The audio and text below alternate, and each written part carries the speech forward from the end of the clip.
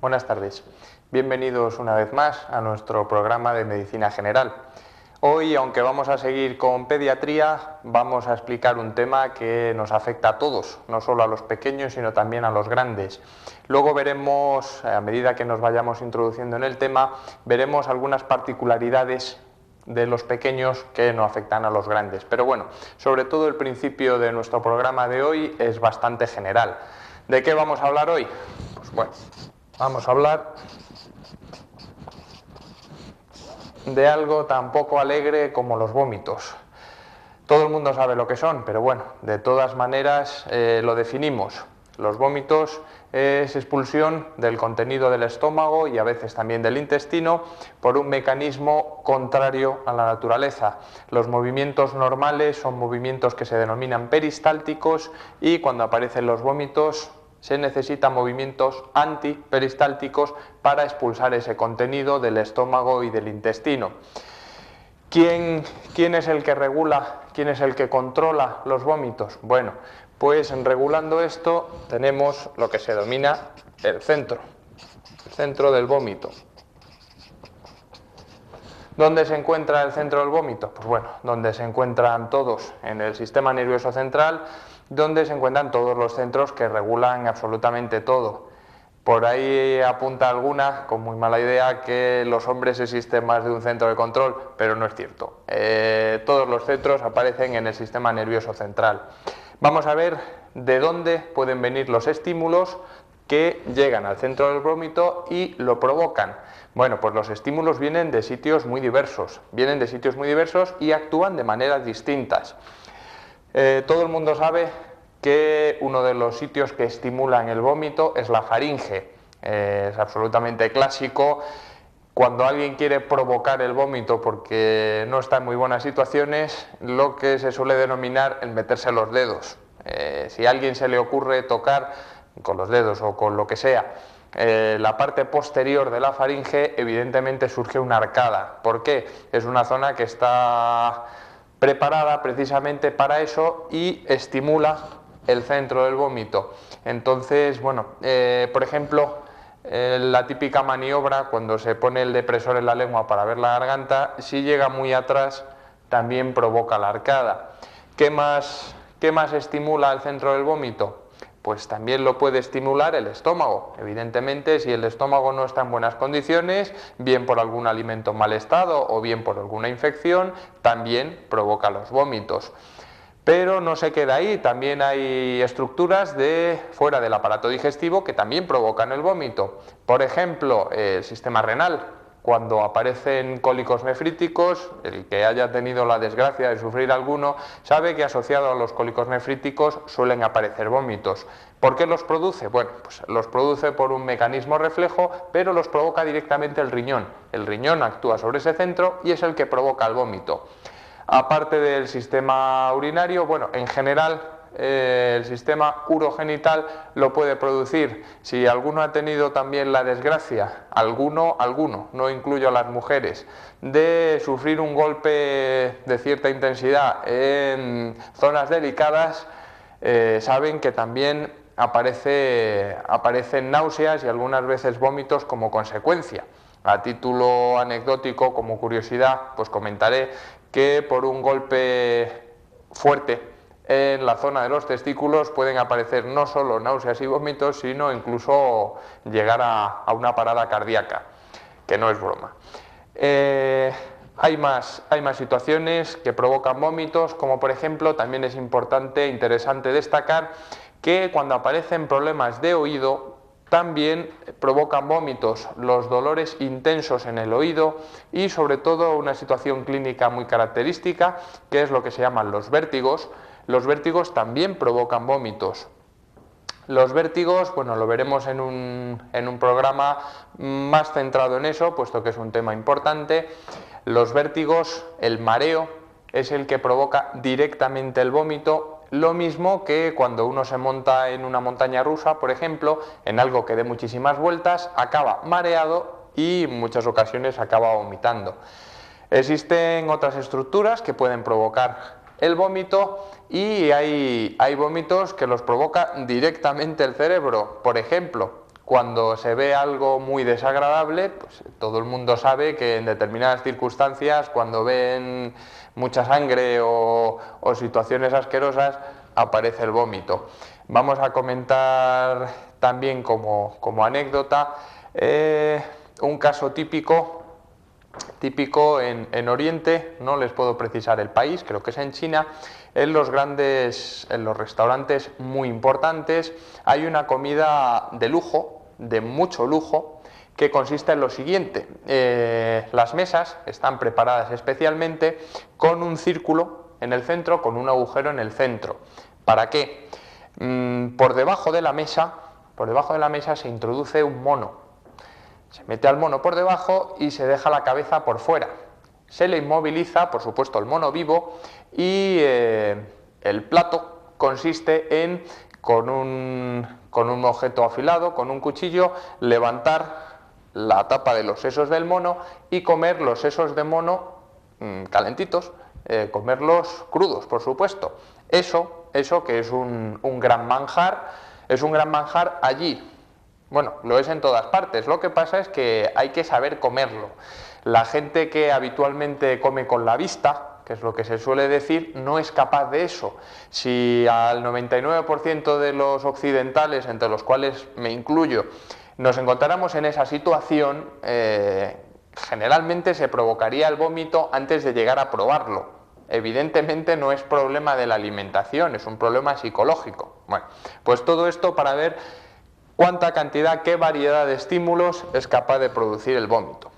¿Qué es lo que pasa? En los niños, que es lo que nos va a centrar más hoy, los niños son más frecuentes, y cuanto más pequeño es el niño, más frecuentes son los vómitos. ¿Por qué? Bueno, por varias razones. En primer lugar, porque hay más causas distintas, hay causas que solamente afectan a los niños y que en los adultos no encontramos.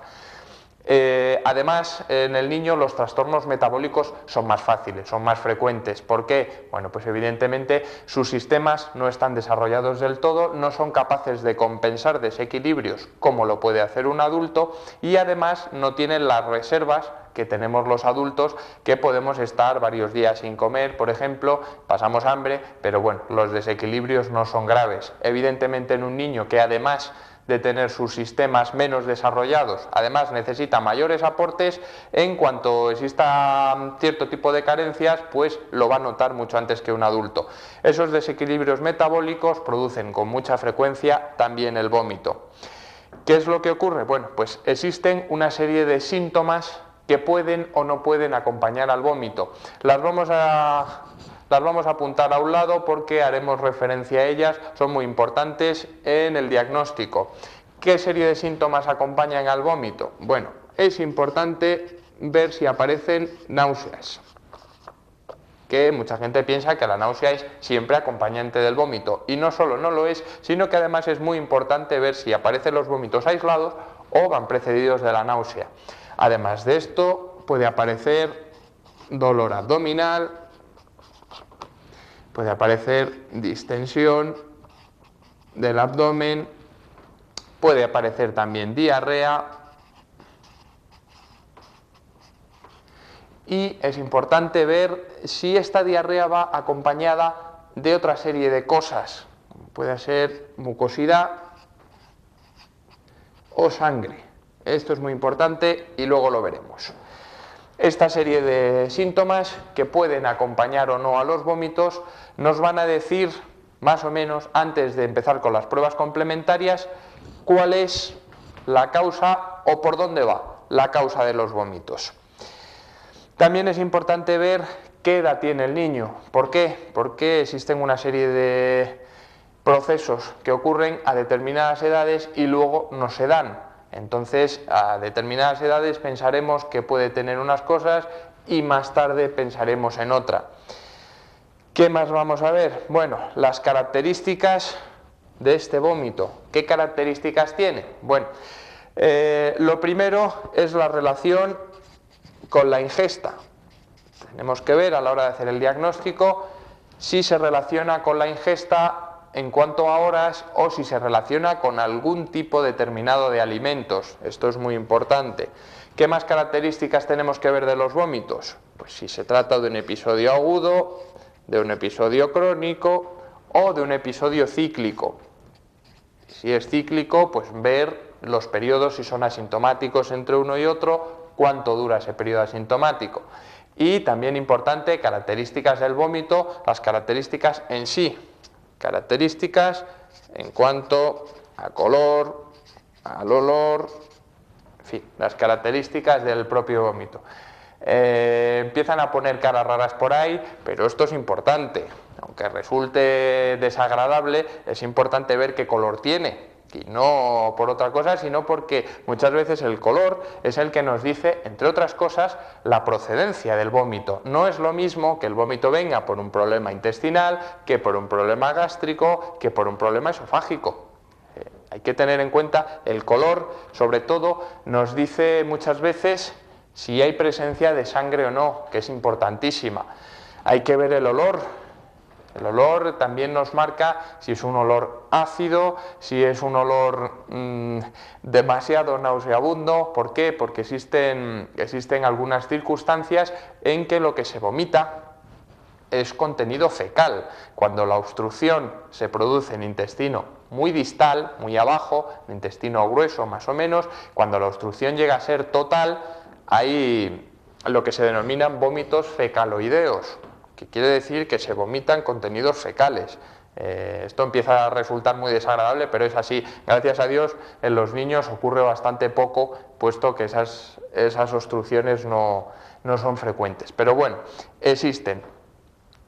Vamos a ver qué situaciones, qué tipo de enfermedades condicionan la aparición de los vómitos en los niños pequeños. Y vamos a empezar por diferenciar una cosa que puede llevar a confusión, sobre todo en las madres en las que tengan menos experiencia, y esto es un término muy concreto. En los vómitos son proceso activo y en estos vómitos interviene de manera muy activa la musculatura. La musculatura que, como ya habrán experimentado por desgracia casi todos, es una actuación bastante intensa que, de hecho, si el episodio de vómitos es repetido, si hay más de uno y más de un vómito, aparecen unas agujetas terribles. Eso se debe a que la participación muscular es intensa, es importante. Entonces vamos a diferenciar los vómitos de una cosa que es frecuente en los niños. En los adultos, salvo determinadas situaciones que veremos un poquito más adelante, no existe.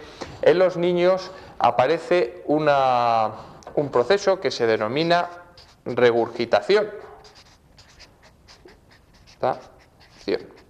Esto de aquí es otra cosa distinta y aunque puede parecer lo mismo, no lo es. ¿Por qué? Vamos a ver. La regurgitación supone que el contenido del estómago vuelve a la boca, pero vuelve a la boca de una manera pasiva. ¿Por qué ocurre esto? Bueno, si supiera dibujar en condiciones lo entendería muy bien, pero bueno, mi limitación para el dibujo ha quedado manifiesta muchas veces. Vamos a ver. Aquí tenemos nuestro niño y digamos que aquí aparece esto. Bueno, este dibujo, aunque es malo, nos va a ser importante para explicar todo este tipo de procesos. Faringe, digamos hasta aquí, esófago y estómago. Luego lo veremos en un dibujo que quede un poquito, en una fotografía que quede un poquito más clara, porque ya digo que mis limitaciones son evidentes. Esófago, y aquí tenemos algo importante. Esto es esfínter esofágico inferior, también denominado cardias. Y aquí tenemos otro esfínter a la salida del estómago que se denomina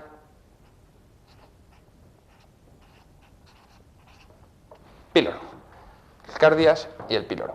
Bueno, ¿qué es lo que ocurre? Los niños pequeños, sobre todo los menores de 6 meses, puesto que a partir de esta fecha es cuando este esfínter empieza a hacerse más funcional, en los menores de 6 meses el tono de este esfínter es muy bajo, es decir, esto que tiene que cerrarse, en los niños pequeños cierra muy mal.